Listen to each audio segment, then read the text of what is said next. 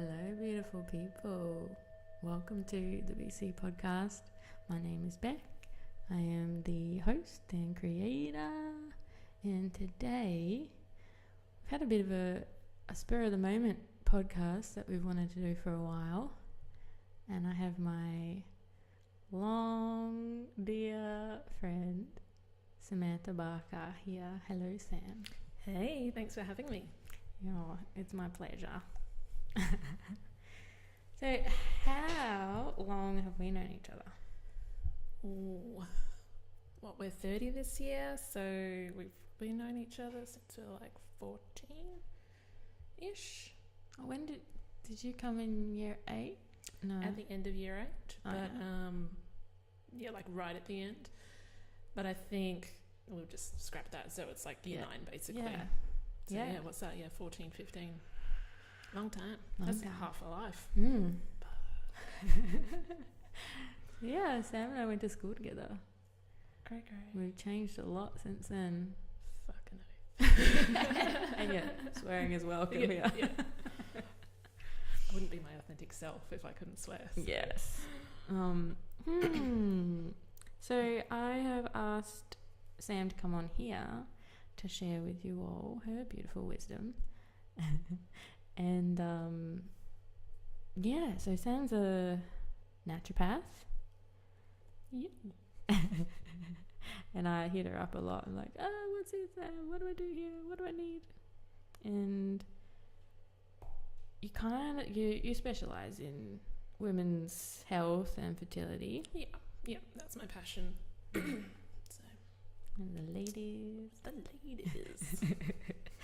You do forensic healing. Yeah. And hold women's circles. And I remember watching those and I really wanted to get to one. So the next one, please let me know and I want to come. Will do. I'll let you all know. Wildfire woman. That's what we call them. Very, very powerful. Powerful work. Do you want to talk about them? Sure. What kind of started them? For me, it was more like a merging between naturopathic medicine and my own spiritual journey. Mm-hmm. And I felt there was something lacking between, like naturopathy covered a lot of things, but I felt it could go a lot deeper. And so for me, doing the women's circles, it was not only medicine for the women that would come to them, it was also medicine for myself. And it's that sort of ancient primordial gathering of woman and how fucking amazing we are and just how powerful we are when we come together to heal together and to listen to each other's stories and to witness one another. It's just like, oh, amazing. So that's kind of how I started that. And there's no real structure to them, I had found. Like I kind of set an intention of, okay, so the loose theme would be X, but whatever happens within those couple hours is just from source. So yeah, Love it. Yeah, the structure you can take away from the intention, I think. for sure. Yeah, too much control. Yeah, too much in your head. Yeah. Not really feeling not only what the women in the room need in that moment, but also what you need and what source is trying to tell you as well. Yeah. So, yeah. Well, I'm very interested because Sam and I have kind of popped in and out of each other's lives after we left school, and there's a few chunks that I've missed, and I want to get to the bottom of what happened. Like, how did we end up at the same place? We came from pretty similar places in high school. Yeah. We were very trying to find our way and angry, and we had similar upbringing type situations, and so from high school, I think there was a chunk missing because you were the goth girl. Yes, the goth girl. I look back and I'm like, oh, that was a fun time, but it was also a very dark time. Yeah. And I think, it like allowed you to express that stuff. Yeah, it was that external external expression of what you were feeling on the inside, which is, it sounds like a cliche because like, oh god, it must be so hard, like emos, like that sort of thing. But like having that outlet when you're a teenager and you're finding your voice and you're finding your own identity, and depending on what you've gone through, like we've discussed this outside as well, like just how fucked up stuff was. And I think for a lot of people, like adolescence is quite a difficult time anyway. Hormones are going crazy. You don't know what thoughts are and what the future holds, and you don't have any foresight at all. No, and you're trying to stretch boundaries. You're trying to sort of, almost sort of shake off that child you and become this adult. But in Western society, we have no initiation. We don't really have any guidance. Like for women, it's like, oh, you got your period. Oh, yeah, like here's some sanitary items. Like don't show anyone. Oh, the boys are going to tease you. Oh, periods are like, that time of the month. Like it's all, there's all this hush around it. And it's not celebrated. And I feel like that's probably why, Western adolescents anyway have such a hard time. One aspect anyway. Yeah. Well, yeah, even the men, they're not integrated initiation into anything, and initiations are good. Yeah. Bring it back. Yeah, I know a few families that are doing their own versions of initiation for their kids. That's good. Yeah, I'm excited to see more of that. So, I still have a bit of the punk rocker that I let out every now and then, and I love it. Yeah. Yeah. Do you still let out the goth? More probably like the metalhead, to be honest. Yeah. Like, my wedding played System of a Down. Like, come on. Like, this is just like my heart, Yes, yes. So I think there's always going to be like that sort of part of me. Whether or not I'm going to like dye my hair black and try and put it in a mohawk again or something like that, probably not. But yeah, there's that little bit where you want to listen to that old music that you used to and like just let it all out and go to a concert or just feel alive. Yeah. I think that's what, for me anyway, I was trying to express, was that feeling of being alive, because for me I felt so dead inside at that time. So it's interesting. So hindsight, how did you transition out of goth to this nature flower woman? Well, because it even like speaks loudly on your tattoos. Yeah, it's like the yin and the yang. Sam has a sleeve of circus tattoos, and then she's begun flowers. It's beautiful. Well, I think for me, like growing up as a child, I was always this little fairy witch, always like outside, had this affinity with animals and plants from a very, very young age. Always playing with like candles and crystals and all this sort of stuff. Like, I look back, I'm like, oh, I'm such a little witch. It's so cute. You knew everything back then. Yeah. Already. There was nothing stopping you then. And I think, the type of environment I was growing up in, like there was a lot of natural medicine being used. And I saw that and I experimented with it, not only on myself but my pets as well, and saw that it actually worked. Oh my god. Yeah, did you do much with the horses? Yeah. So I was like using topical herbs and things like that on like external injuries and healing things that I'd only read about that could be healed with like infrared laser, and I healed it with fucking herbs. I'm like, this shit actually works. So so that's sort of where I fell in love with that. But I think like it was always in me, and like I still had that when I was in my goth stage anyway. But yeah, it was just a little bit more clouded, I think. And so Were you married before you started studying naturopathy? No. No.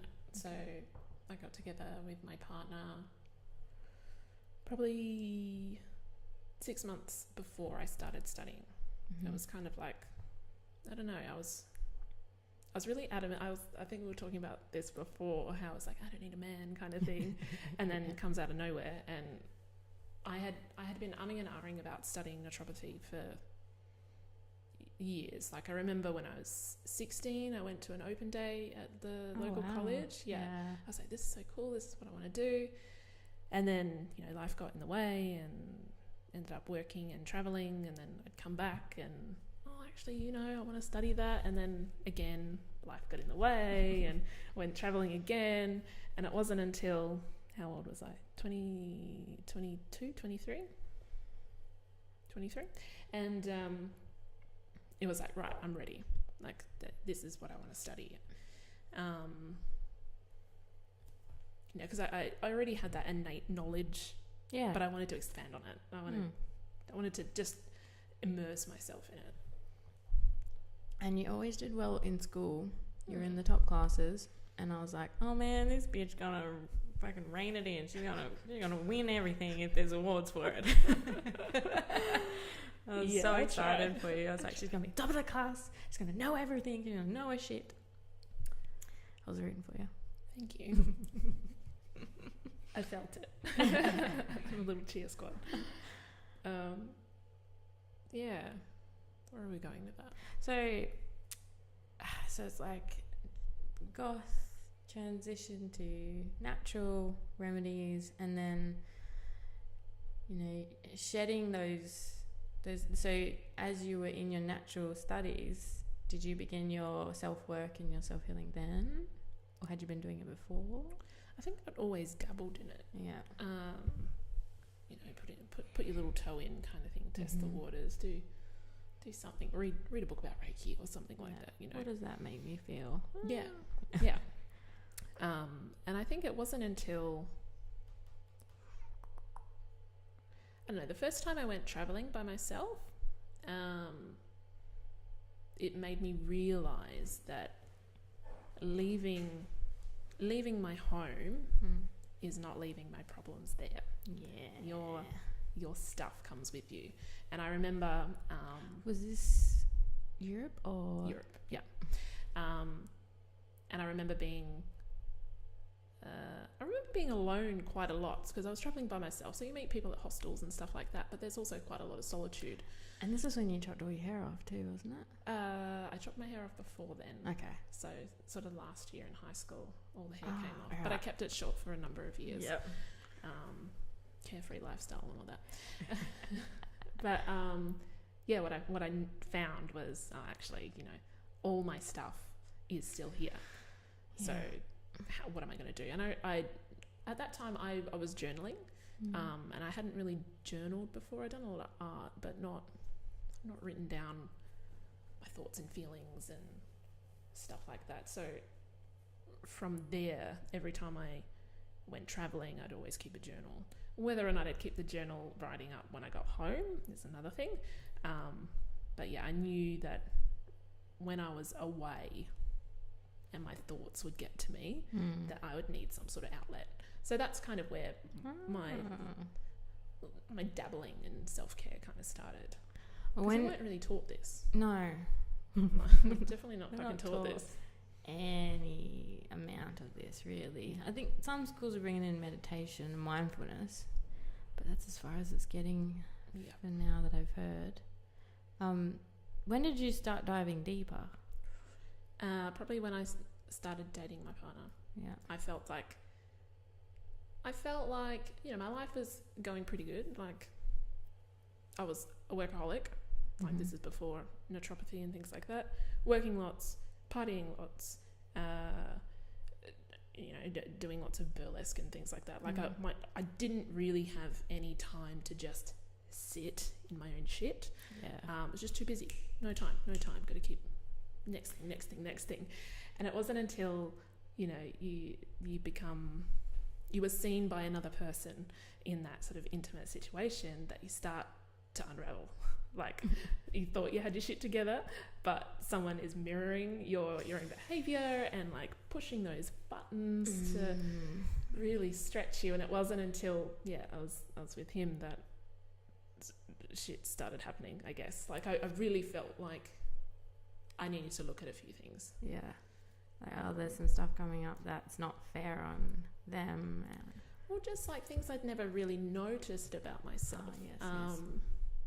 See, my stuff is like from my ex many, many years ago. After that relationship ended, I was like, oh shit, I've got so much bullshit that I need to work on before I enter into another relationship, because that's not fair for me to put that on them. That's how I perceive mine. But yeah, it's definitely it doesn't stop stretching you, I don't think. And I do believe that is a good thing as well, like as hard as it can be sometimes. You've got to say that for everybody. Yeah, that's going through stuff at the moment. Yeah, it's a good thing. But that's probably, I think as soon as, I don't know, because I was kind of going through like an identity crisis. I've gone from being this independent woman who doesn't need no man, you know, that sort of thing. Like I pick and choose whatever I want. Yeah. Then I met this amazing man, and you know, I start to question, you know, my feelings. Like I'm like, am I losing myself? Who am I? What am I doing with my life? Like all this stuff that I'd never really allowed myself to have the time to think about. And I remember like we started dating, and I was like, yeah, well, I've just booked a holiday to Japan for 5 weeks by myself, so, you know, whatever.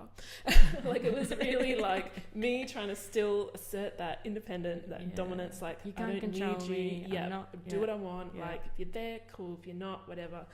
But there was so much fucking fear, like, because I genuinely felt like this relationship was something different, like from the moment that we met. It was just like something crazy, and I felt like, I think we were talking about the masculine holding space for the feminine, and I felt like, well, now, you know, I've got a man holding space for me.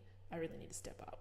So that's when I decided, I'm like, you know what, I am ready to study what I want. I'm ready to, you know, let go of some of those masks, those sort of things, to become the person I want. They're protections. Yeah.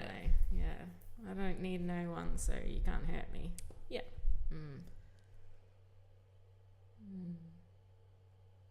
And then forensic healing, when did that come into it? Because 2 years ago. Yeah, that just before I got married, I think. Because from what you've told me, I haven't experienced it yet myself. From what you've told me, it's like big. Yeah, so forensic healing is basically, it's like an energetic healing, but basically think of all healing modalities you can think of: Rickie, trigger point therapy, massage, like all therapies. It's kind of all of that rolled into one. And basically it's in the name. So forensic meaning we are asking questions and diving deep, and the healing is, you know, we then transcend and heal. And for me, that sort of came about, a friend of mine when I was living in Kalgoorlie, she started studying that course, and you know, she wanted to do a couple of case studies, and I was like, yeah, cool, I'm interested in that. And like from that first encounter, I was hooked. I was just like, oh my god, what is this? Like, this is amazing. I woke up, I was in like acute pain like the night after. Like I was having these really weird releases. Can we talk about that for a second? Sure. Physical releasing as you're healing. Nobody tells you about that part. No. So yeah, funnily enough, the body stores trapped emotion and trauma, and you know, wherever you're sort of holding tension and stress, or you clenching your jaw, like there is something behind that. And even from like a naturopathic point of view, you know, you don't just get a disease all of a sudden. Yeah. Like, it's a long time coming. Exactly. And it can be, obviously, like diet, lifestyle makes a difference. But it's also, like, what I believe is it's trauma and emotion you have not dealt with, and that you have stored away. Your body is very, very intelligent in the way that it protects itself from toxicity, whether it is the food you eat, you know, the environment that you're in, or the thought processes that you have about yourself or about others. So obviously it wants to protect itself, and so it's going to hide things, keep it away from vital organs, try and just keep everything in balance, and hope that you get the odd signal like, hey, actually the body's not doing that great, can you sort your shit out.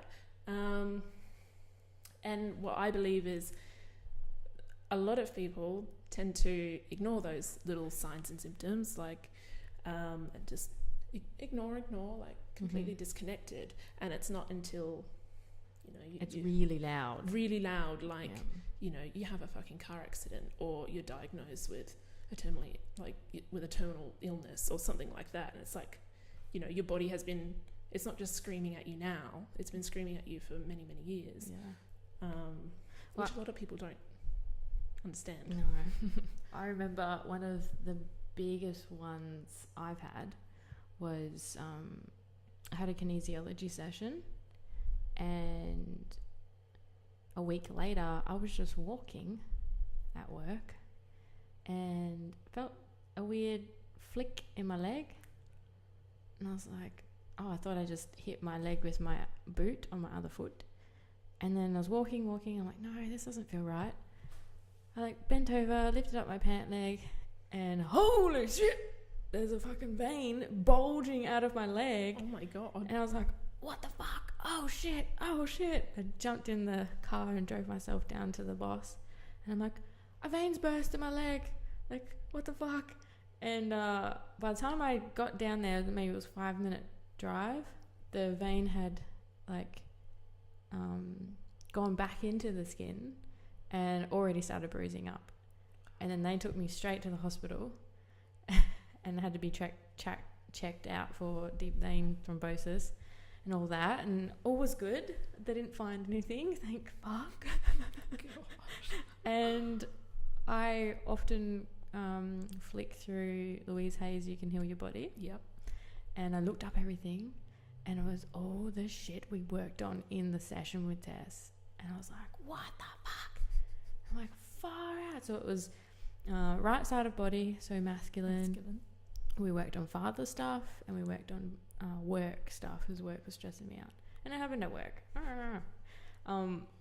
So yeah, I looked up blood, I looked up veins, I looked up right side of body, just anything I could think of related to that. And yeah, I was like, oh my God. Blew my mind that, you know, physical releasing like that can happen.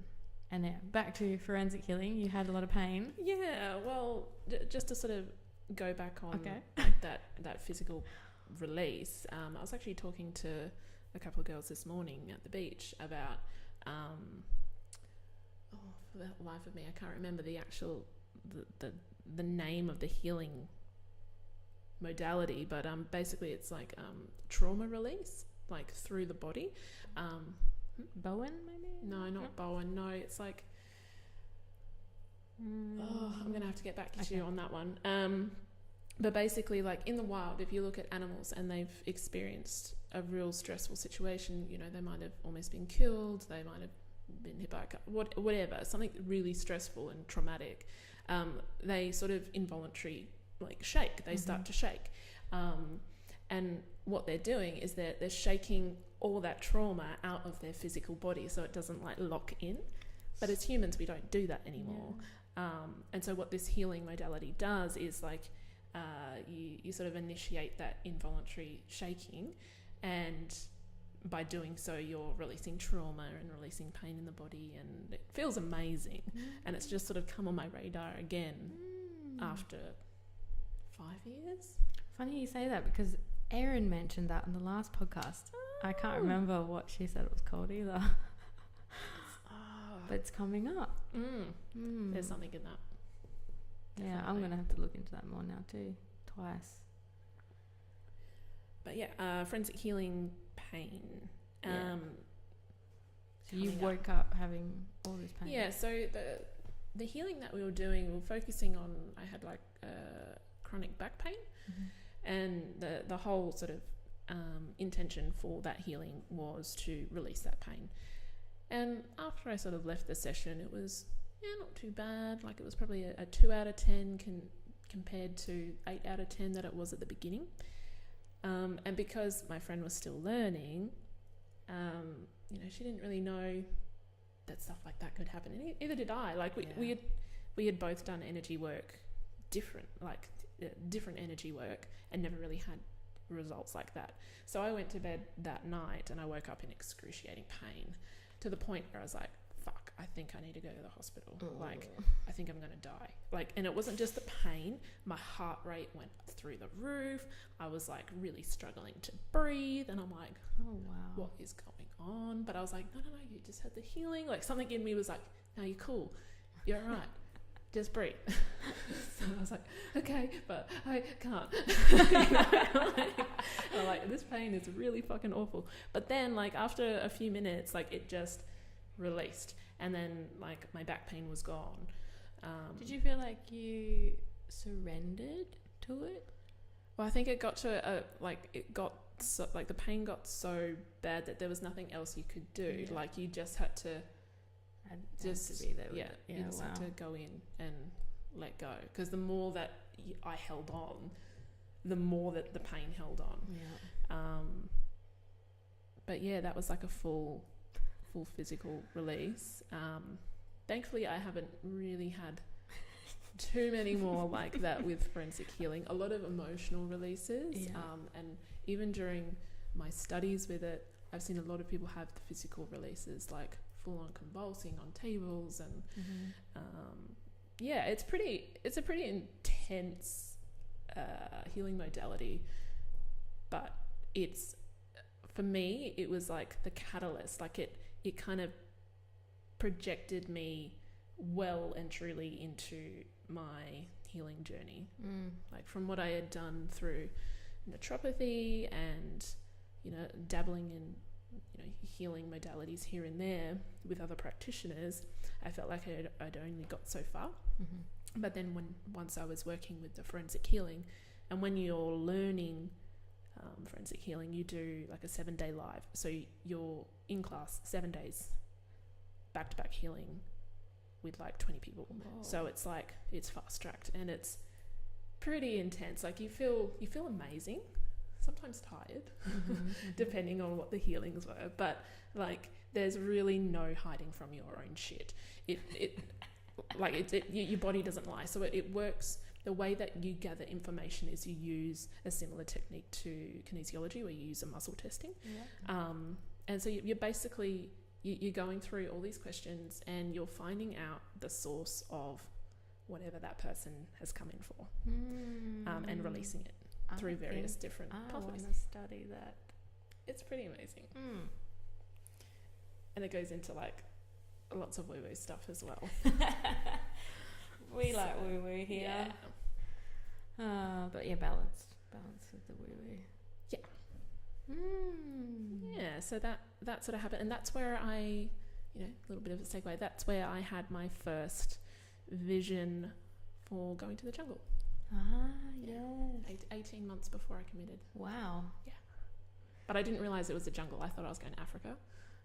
Because I was like, So what I saw was like me holding hands with like these children in a village, and there was like red dirt and everyone was laughing, and it was like a beautiful, beautiful vision. And I was like, I'm going to Africa to do some aid work or something. I didn't know what it was about. Yeah. It was only in hindsight, and I was like, right. So yeah. Beautiful segue. I wanted to talk to Sam and have Sam share about her time in the jungle. The Yawanawa tribe in Brazil. So wow. because we had another break. Yes. And then I started talking to you about plants and plant medicines. And you were like, oh, hey, I'm actually going to the jungle. Yes. Because I think we were still connected maybe a year or two into my relationship. And then we kind of, for whatever reason, parted. We had to grow. Shite. And then, it wasn't until, last year? Like, we'd always seen each other on, social media. Like, I think we were both watching from afar going, oh, yeah, what's she doing? Yeah. Oh, yeah, it kind of looks like what I'm doing. But I'm just going to watch. But and I got a message to talk to you about it. I was like, Sam, you need to talk to Sam about these plants. Yes. Well, I think, so trying to map the time. So I think when I had officially committed, I was going to the jungle, I had a meltdown, oh my God, I think I'm going to die. I've never done medicines before. How did it get on your radar? Who, what was that process? So I had the vision in forensic healing. And then... Because you were still in Kalgoorlie. Still in Kalgoorlie. We were moving. Moving back to Perth. And then, built a house, got married, all that sort of shit happened very, very, very soon after. So huge transformations, huge, almost loss of self as well. Not only am I digging up fossils with forensic healing, I really sort of struggled when it came to marriage. Who does this make me become? I think because there's a lot of societal conditioning of what a wife is or what a husband is, and I remember feeling very overwhelmed with that. I didn't think you would ever get married. So many people say that. Even to this day, I still can't believe you're married. I'm like, either can I. But here we are. Yeah. And it's a roller coaster ride. But I wouldn't have it any other way, I guess. Beautiful. So I got married. From there, I was trying to set up my clinic in Perth because I was still seeing clients in Kalgoorlie. But I think I was saying to you off air, I never really, I hope my clients aren't listening, never really wanted to go into clinical practice. I had always wanted to study herbs and nutrition and things like that purely for me. And I felt like it was more of a stepping stone into something bigger. But, as life is, I fell into clinical practice and, I enjoyed it while I did it. And I did lots of workshops and met some amazing people and helped people have babies and all these beautiful things. But I felt that it just wasn't working when I got back to Perth. I tried, I hired a room, and it was coming from a place of resistance. I was trying to do what other people thought I should do. Yeah. We have the business in Kalgoorlie, so obviously you're going to have the business here, right? And I'm like, yeah. That's what I'm going to do. That's what I'm meant to do. And then, obviously, it didn't fucking work. Yeah. Wasn't meant to work. Yeah. And I know that, but I still tried to do it because... Yeah. That was my lesson to learn. And then it wasn't until I went to Byron Bay in November of 2017, and I was doing, it was a 3-day business course, but it was more around creating conscious business. So really tapping into what your soul is wanting to bring to the world and how to sort of step out of the way and let that express itself. So and being true to your authentic self and how your business aligns with your morals and ethics and all that sort of stuff. That sounds really good. It was amazing. And that was kind of my first little glimpse into plant medicine as well. So I had the opportunity to do work with medicine. Meditation as well. Meditation, lots of meditation, lots of guided breath work. We did past life regression. Even we did all these mini workshops with different practitioners, different business owners, from all sort of walks of life, but the main point was that they were all in alignment with what their soul wanted, and it was evident in how their business flowed and how their business was making an impact into the world. And did you meet the woman taking groups out through this?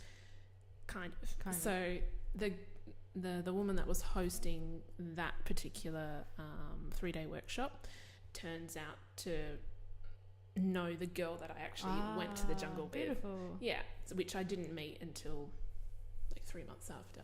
Yeah, cool. But I did get sort of a strong knowing back in that November that I was going to the jungle. Yeah. I just didn't know when, or like I was like, oh, I'm going to the jungle next year, and I'm like, how?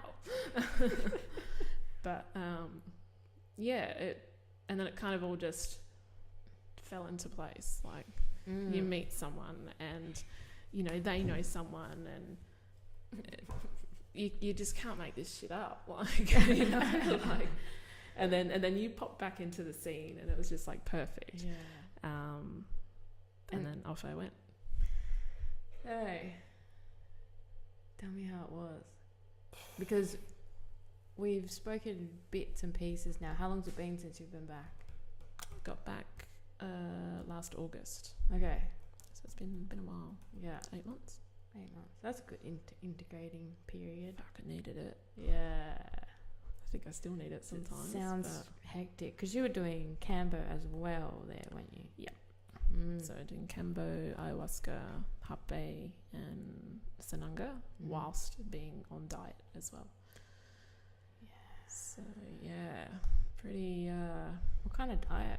So it's called the Yawanawa called a Seya diet, or a prayer diet, and basically, you come with a set of intentions that you want for yourself, what you want to let go of. What you want to embody, what you want to heal, all that sort of stuff. And on the opening ceremony, so night 1, the shaman, in this case, his name was Matsini. Matsini was singing songs, and then we would all sort of come together, and he would have this clay pot, you know, kind of like a small basketball, I guess. And within that clay pot there was a drink called kaisuma, which was made from it's kind of like a yam or like a potato, and it slipped my mind what the actual potato, like the yam's called. So this sacred drink, he is then chanting all your intentions that you want, so planting the seed. So he's putting these seeds, like metaphorical seeds, into this kaisuma. And while you're on medicine, then you drink that kaisuma all the way. Yeah. And it's like, it was pretty shocking when I first had it. Like, it's kind of like kefir. So really thick, milky. I was not expecting it. I fucking hate kefir. Even though I taught workshops on how to make it. I've never tried it. It's like a thick yogurt drink. Yeah. Yeah, so that's what we had to drink. And I felt like it was so much. And we're on medicine as well. So yeah, the idea is like, you're drinking and embodying your intentions, and for the next 30 days of the diet you are looking after those seeds that are within you, and you are supporting them and nourishing them and watering them into fruition. And all the while doing medicine, fasting. So we're given a very, very, very small amount of food. Like you're getting like, I don't know, like a smaller than a tennis ball size portion of this banana ball or plantain ball. Tastes like nothing. It's like a rock, and that's all you're getting for at least the first 12 days. Oh wow! And if you don't eat it all, then you have to bury it so the spirits don't get it. And then and then you're only drinking like 1.5 cups of kaisuma. No water, no tea, no nothing. Holy shit. Yeah. So the idea is to really weaken the physical body to open stop yourself the resistance up. or Or just to allow the medicine to work deeper as well. Okay. Yeah, pretty full on. I look back, I'm like, very. The fuck did I do that? Yeah. But I did it. And so, would you do Cambo before, after? So Cambo was probably maybe week 3. Okay. I think, and we did 3 sessions over 6 days, which is completely different to Cambo elsewhere, I believe.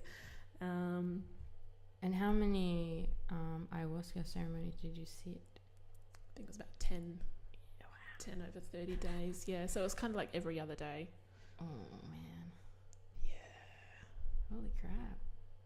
Yeah, it's pretty magical when like I sort of think back, middle of the jungle, like it's a 7 or 9 hour boat ride from a small little village, and then another 5-hour drive to the nearest biggest town where there's like a hospital. So like you're in the middle of fucking nowhere. Yeah.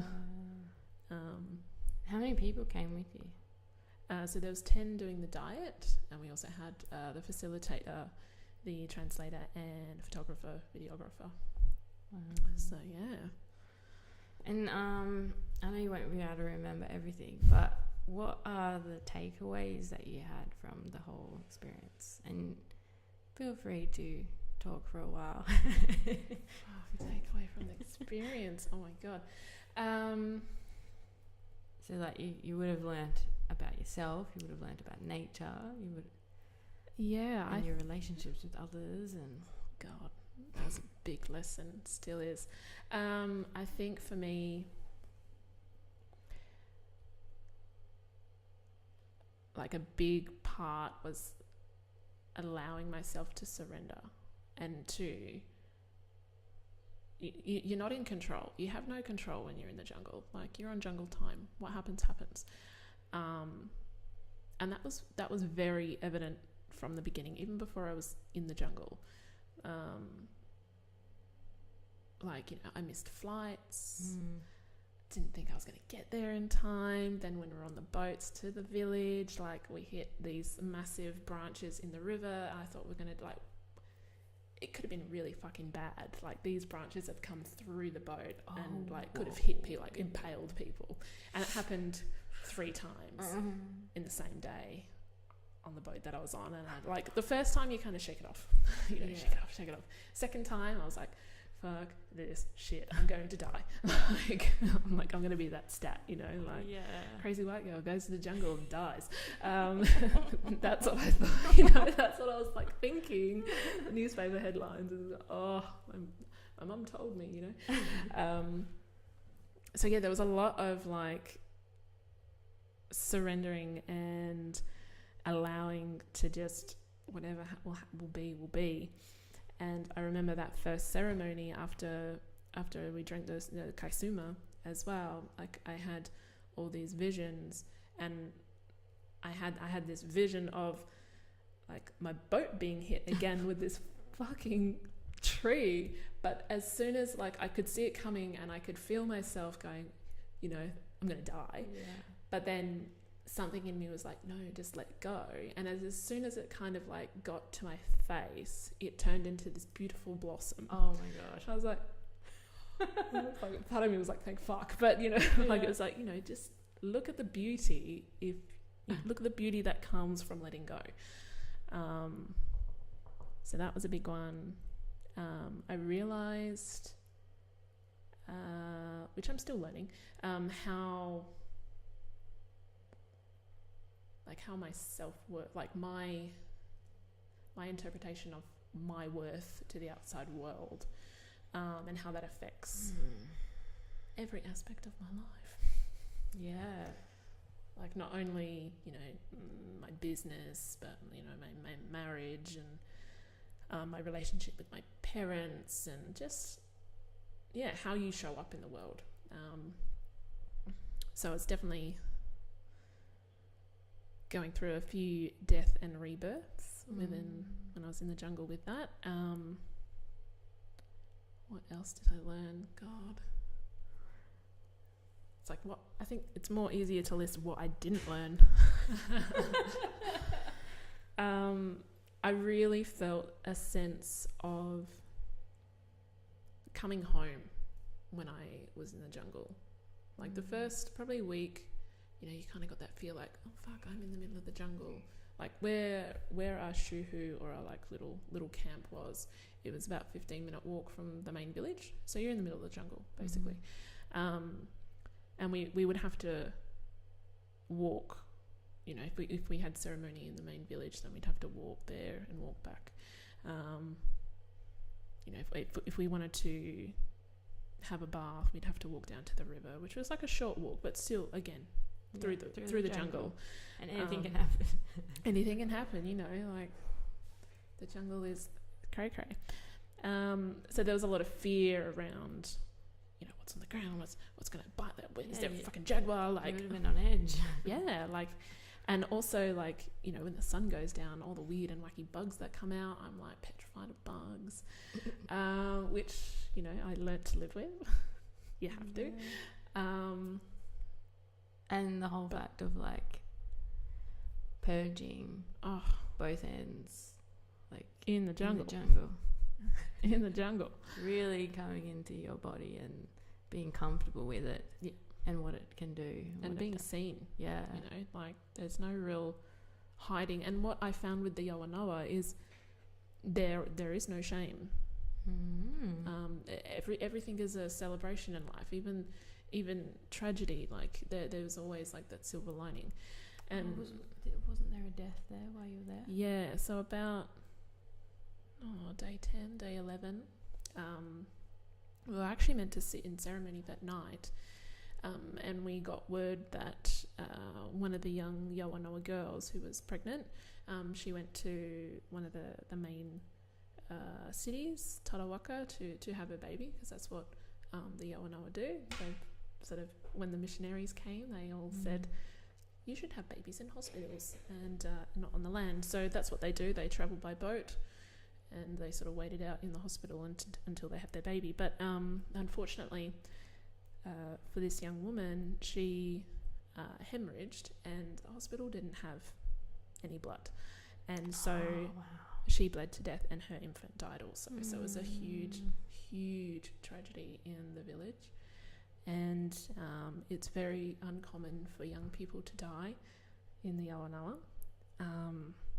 And for me, it broke my heart. Like, I know that in myself, like, I do struggle with, you know, do I want children? Do I not want children? And like, there's a whole backstory to that also. And I found that particular incident really set me off. Like, I went into full breakdown mode kind of thing, which is really interesting when I read back through my journal as well, like what was coming up for me. And yeah, so we stayed in mourning for a few days. There was no ceremonies for a couple of nights. And how did the Yawanawa kind of pick themselves up again after that? So after the funeral and a few days of mourning, we a lot of the village and our group, we all went out fishing. And so I remember sitting with the women, like all the women were sitting together and making these like little fish balls, so they're like bait for the fish basically. And so what they are, I cannot remember what the herb is called, but it's like this leaf, and it kind of makes the fish a little bit drunk and a little bit out of control, like it's all disorientated. And then we cover it with the it's really going to annoy me that I can't remember what the bloody potato thing is called. The potato yam Munyuk. I think it's munyuk. And covered it in that, so the fish would then eat it. So we were making those, and we're all, the women were joking along and like asking us questions, and us getting translated back. And it was a really lovely connection, because before that, because we were in like the real intensive part of our diet, we weren't, the only time we were allowed to leave our sacred site was when we would have ceremony. We weren't allowed to leave otherwise. Wow. So this was kind of like our first excursion, our first real like interaction with the Yawanawa, apart from having medicine, or singing, or learning and hearing about their creation stories. So it was a really beautiful sort of reconnection, and also like a celebration of life too. So we watched the men like fish, and we're all having a laugh, and it was a great day. And I think it was good for us also, because we've been in such heavy diet that it was kind of like a little bit of a reprieve. Did you get to eat the fish? We did, yes. So they caught. We didn't catch many fish that day. Excuse me. But the fish that we did catch, we did have the option to eat. I didn't eat it that day because I'm mostly vegan. But at that point, I was like, no, I'm not going to eat that. But I did end up eating fish down the track, for sure. Yeah. So I really love the story of you talking about Cambo and being in the river. Do you want to share that? Sure. So Cambo's a funny one. Like, I had experienced Cambo like in the Western world before, and it's very like hardcore. And then I heard you'd already been doing Cambo. I was like, what the fuck? Yeah. Whoa, shit. So, this woman. Yeah. Well, that's how I met Franzi, to take me to the jungle. I had to do it, Yeah. So going from that sort of container where it's, I don't know, it's still very sacred. Like, they've kind of got a protocol, and, they really look after you. And I guess because, being Western society, if anything goes wrong, it's pretty bad. Yeah. So that was my only sort of... We're not really equipped to deal with those things because we haven't been brought up with it. Well, exactly. And also, like, it's really important for practitioners over here, especially like in the Western world, to be able to create a sacred container. Because when you're in the jungle, it is a sacred container. It's always a sacred container. You don't really need to like set it up per se. Whereas here, we're coming from our jobs, our stressful family life, like whatever's going on in our life. We have to kind of almost protect ourselves from that before we go into this deep work. So when we had the opportunity to do Cambo in the jungle, it was funny because you're not eating a lot of food or drinking a lot of fluid, you tend to become quite backed up. So I was quite constipated, and we were the people in the group that were constipated were offered Cambo, and I was like, for whatever reason, I was really scared. Yeah, I was like, I don't want to do Cambo. Like, I really don't want to do Cambo.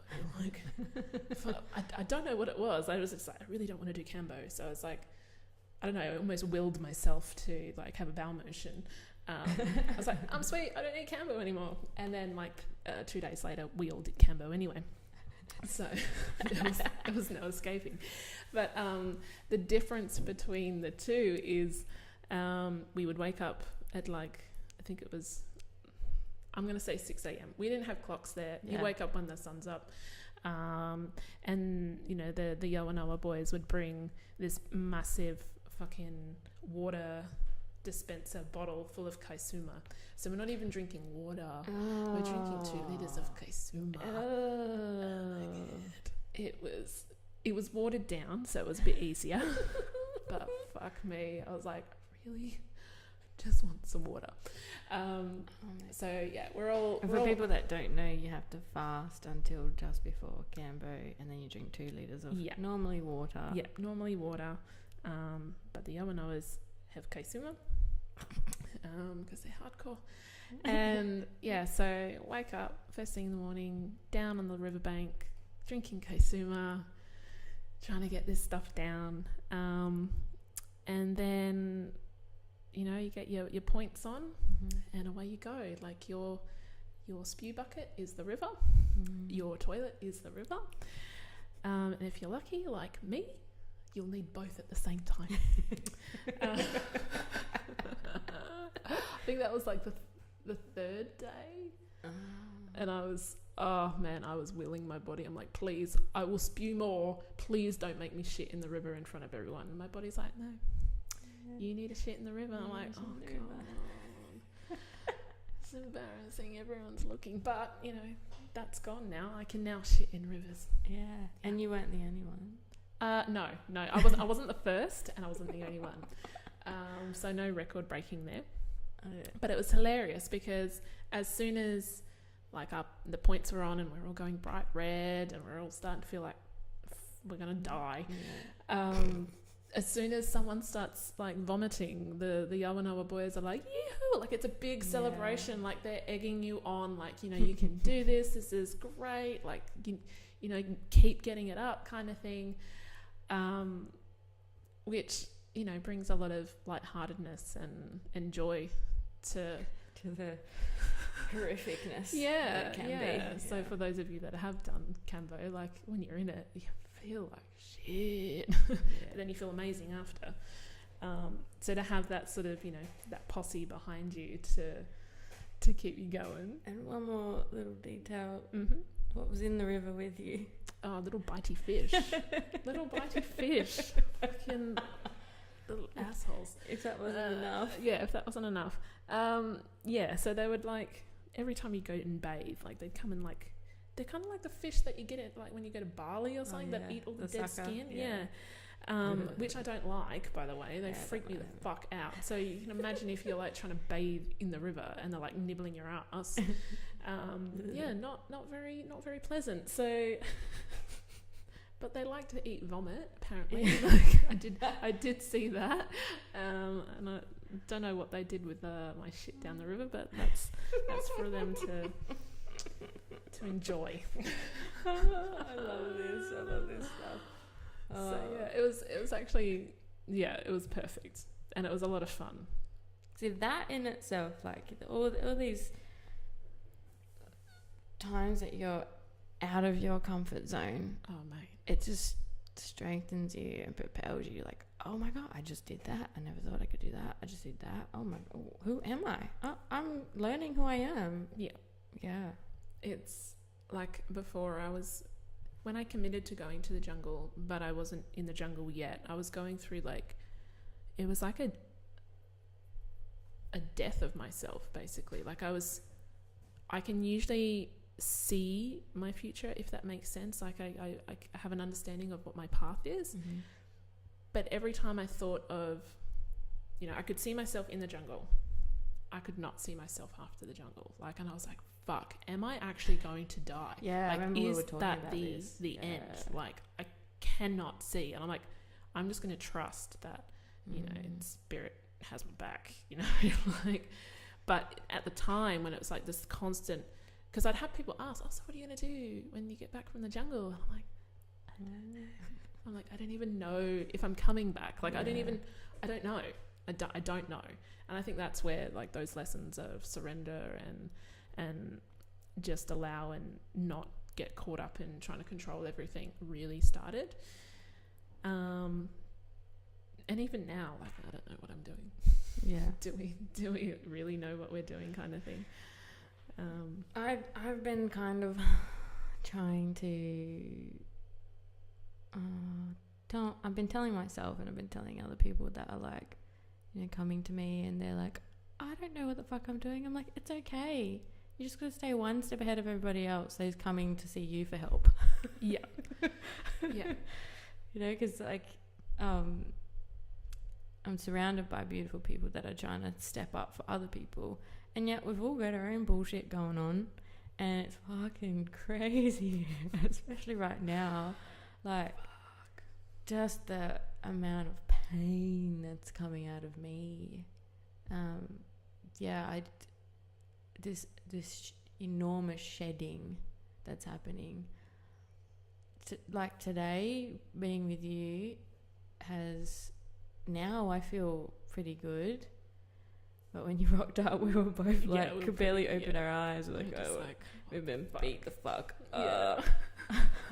By probably ourselves, you know. Yes. And now I'm feeling like I can see the tunnel So I feel a bit, the light at the end of the tunnel. So I'm feeling a little bit stronger, but I know it's nowhere near over. Well, that's the thing. It's like this roller coaster. Like you think, oh, that was a good dip, and now we're on the up and up, and it's gonna be amazing. But you know that that downward bit is coming, which I guess makes you appreciate those highs just that little bit more. Yeah, it does. But also having the understanding that you can only go so low, and then it goes back up again. And I've been finding myself trying to like really latch on to the good times and savor them like crazy, whereas I think that's probably not something I need to continue doing. I need to just enjoy it while it's there and let it go when it's time to go. But I've been like, this is so good, and like trying to consume it, but that's just come through right now that I'm like, I think I need to let that go. When I'm feeling good, just feel good. Don't hold on to it. Don't latch on. And I think like that's the same for, the bad in our life as well. Like how many of us hold on to that story of what happened to us. And there was air quotes in the bad. Yes, too. air quotes. Just for those people that aren't watching. Yeah, going into that victim state and punishing yourself over and over and over. Yeah. And just being in the moment of whatever that is, whatever emotion is coming up, and just allowing it to do its thing and then pass. Like if we're holding on to something, whether it is the good times or the not so great times, then it's going to get stuck. Yeah. And not necessarily in a good way. Do you have techniques for people that you've learnt when you've got pain coming up, but you're trying not to go into the story? Like how, like just riding out the most painful moments. Like forensic healing is pretty good for that, because although we do dig into the story a little bit, like we need to find the information of who, what, when, why, and how.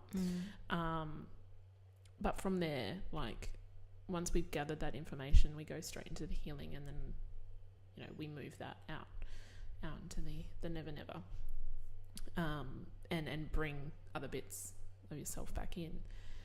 So that's what I have done in the past. What I'm doing now, because I feel like I'm losing, especially this week, I feel like there's been a lot of challenges. And what I have, like I was saying to you before, like I feel like my self-care game has been probably the best it has been for a long, long time. But what these challenges are showing me in the last couple of weeks is it needs to be even better. Because even though it was, getting me through what I was going through a couple of months ago, shit's ramping up now. Like we're going deeper again, and we're really looking at the nitty-gritties of yourself, and to do that and remain conscious of it and remain true to yourself. Like I really feel like that my self-care regime needs to fucking tenfold again. So because we don't know what we don't know, what are you going to do to ramp it up? Like what do you feel like you need? Even more time in nature. Yeah. And also like extending my tribe. Yeah. Oh, yeah. Really like reaching out to people that I might not have reached out to before, and accepting help from other avenues, which I may have, judged myself for before, if that makes sense. Yeah. But also not becoming attached to those, just like really playing with everything that's available in this world. Like, try that out. Oh, how do I feel about that? Oh, it's good, but it's not quite what I need. Cool, no worries. Try something else. Really trying to not force things like, oh, but such and such meditates for 30 minutes a day, so I need to fucking meditate for 45 minutes a day and then I'll be super woke. That might work for some people, but like I really have to tap into what my body and what my soul needs right now. Some days, yeah, that might be perfect. Next day, probably won't. Yeah. Same with like, you know, pulling cards, or like even like I've been going for early morning beach swims with some new people recently, and some days I'm fucking pumped to do it and I feel amazing afterwards. Other days I can't get out of bed. So really just tapping in and tuning into what your body needs. You know, whether it's the food we eat, the people that we hang out with, the job that we have, even the programs we watch, or, you know, do you need a break from social media, or just really listening, like being still. Yeah, I feel like, you know, I took some time to get quiet recently because I had a lot of uncomfortable feelings coming up, and I'm working through some big things. And what came through was I've been too busy. I've been giving too much of myself to other people. I haven't been, you know, doing the energy work on myself enough. And if I gave what I give to everybody else to myself, things would be a lot easier. So I've had to, you know, take extra time off work because I just fucking can't. I can barely leave the house at the moment, and I'm realizing that I need to give myself time to sit in those feelings and let them pass through. But it's like the hardest thing I've had to do for a long fucking time. And I've actually been the most vocal about how I'm feeling than I've ever been. And I'm not going into the victim. I'm just reaching out to my friends and saying, look, I'm really struggling. I need you. Yeah.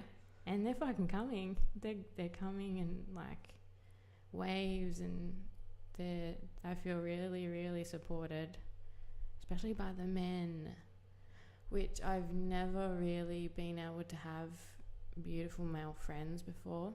Guys have just wanted to fuck me. They've never wanted to be my friend.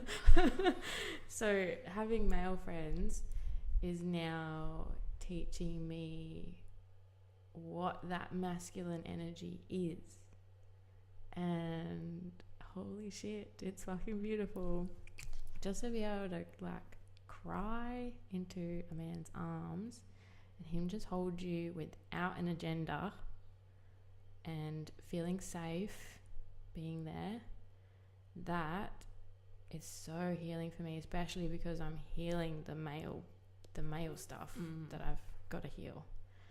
And for the longest time I thought I'd need women to help me with that, but I'm thinking now at this point it might actually be the men that will help me heal the deep wounding from the masculine. And I'm looking forward to the end of it, but going through it is quite tough, and I really can't be at work while I'm going through this, because those men aren't the men that are out there are not the ones that I feel safe with this, and I'm surrounded by them. So and just taking the time, because this house is like my safe space, and just taking the time for me, and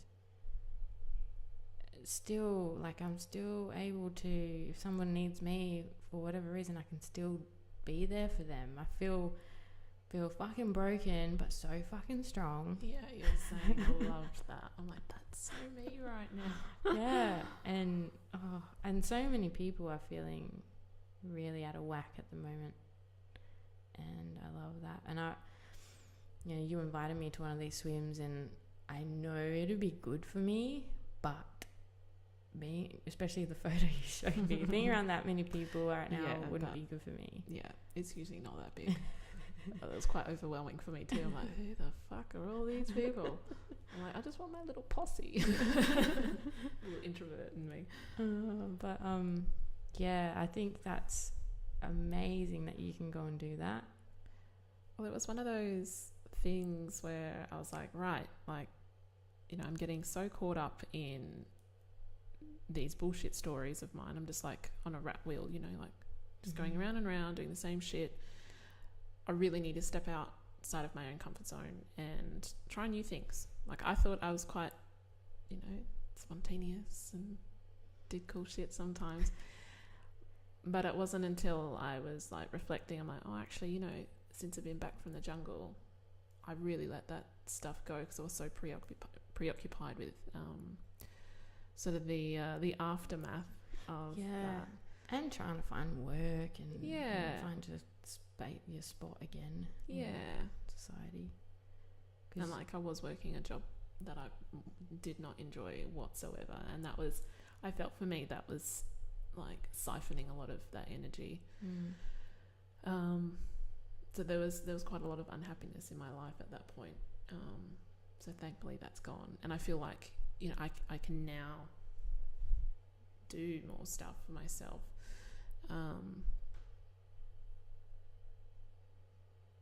Yeah, but like these beach swims, like there was so much resistance. I'm like, I'm not a morning person.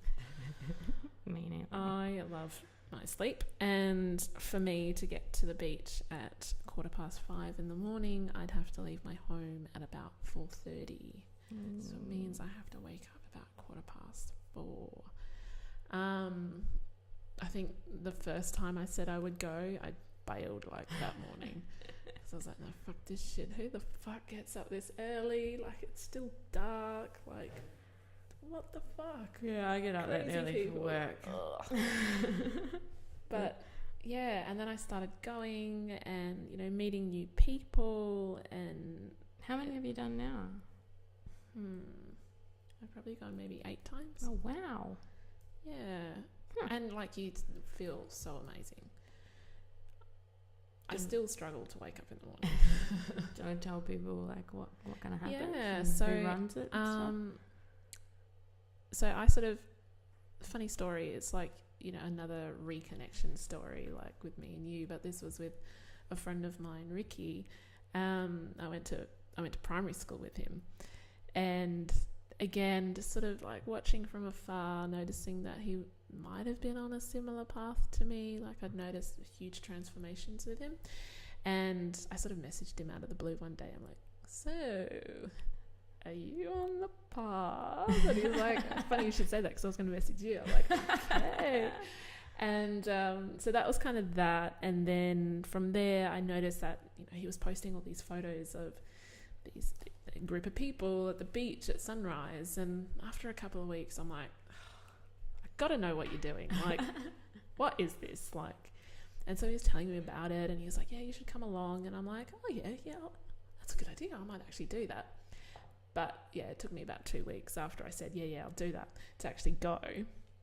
But so what we do is, depending on the day, we usually meet at about 5:15. It's getting a little bit later now because the sun doesn't come up until a bit later. And some mornings we might do, you know, meditation. Mornings like today we did Wim Hof breath work before we went to the ocean. But yeah, and sometimes we might not do anything before the swim. We might just go into the water. But the idea is we swim around for 10-15 minutes, depending how cold it is. Yeah, just sort of challenge ourselves, one, to wake up in the morning, two, to be accountable in the group as well. Like, accountable. Like, yeah, just to show up. Yeah. And even though, you know, I may have only met some of the girls in the group a handful of times, I feel like there's stuff that I can talk to them about that I might not necessarily be able to talk to other people about. Like, I feel like there's that real sort of tribe building, and I like that. Cool. I felt like I was missing a piece of that. Like, I still have my tribe, but I felt like I need to expand it. Yeah. collect them. Expanding is good. Collecting all the tribe, like Gollum. And then I started sort of going and just feeling really fucking amazing after it. Like, you start the day, we sort of catch up for a coffee or a hot drink after, and we have a chat about all the weird and wacky things in the universe, and then we sort of go our merry way, and it's like 7 a.m. and we've already done all this shit. And feel super like pumped and ready to go. Sometimes I need naps during the day. Like, I had a nap this morning because I was like super tired because I didn't go to bed early enough. But I sort of got onto that from my friend Rickie, but I think the guy that sort of created or started doing is Paul Holliday from the Human Excellence Project. He's sort of based up north of the river, and if you check out his Facebook page, they'll have like a weekly listing of the beaches that they go to. Very nice. And it can sometimes change, but usually Thursdays is at South Beach in Freo, so there's usually a big turnout. So like today, I think there was like 20 people or something, which is probably the biggest one that I've been to. And you said there was no exchange. No exchange. No. You just rock up. Cool. And you're there to be seen and heard and supported, and I think when I'm feeling up to it, I reckon I will be there. Because what a way to start the day. And some of the sunrises are just phenomenal. Like this morning, it was like pink and purple, and you're just like, oh my god, it's so beautiful. And you don't realise how much you actually need the beach. Yes. Hey. It's so cleansing. Like for me, this week, I've been 3 times this week in the morning. So what are we, Thursday? We're Thursday today. Yeah, so 3 out of 4 days. That's like a record for me. But just for me to help process what I'm going through, like it's just been amazing. Like, you kind of wash the shit off you, really ground. You're suspended in Mother Earth's womb, basically, like when you're swimming in the ocean. True, I've never thought of it like that. So it kind of takes you back to the time when you were in the womb of your mother.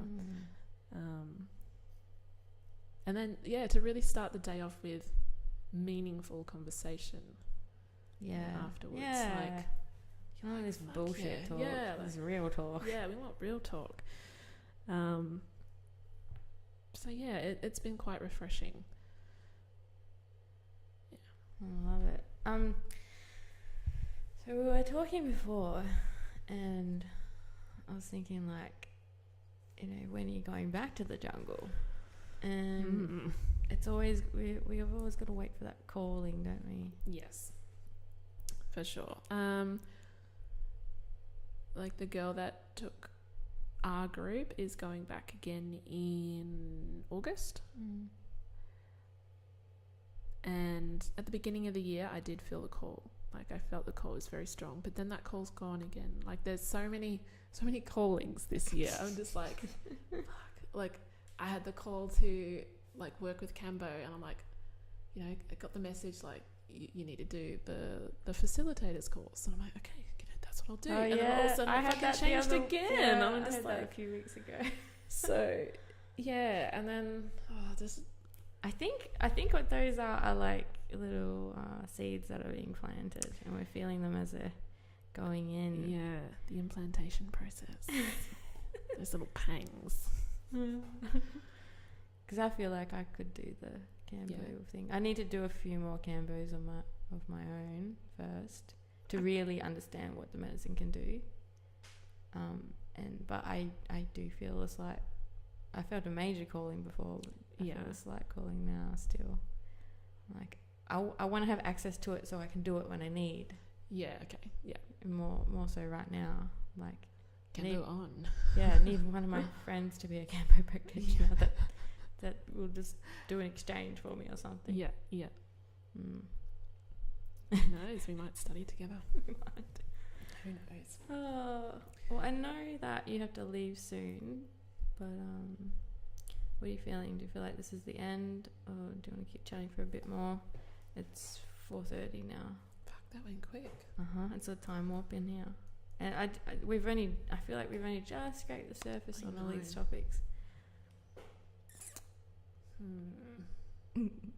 I feel like this is not the only podcast we're going to do. No, it's not. Yeah, I feel it's like the beginning one. That's all. Like a series. Series of our ramblings.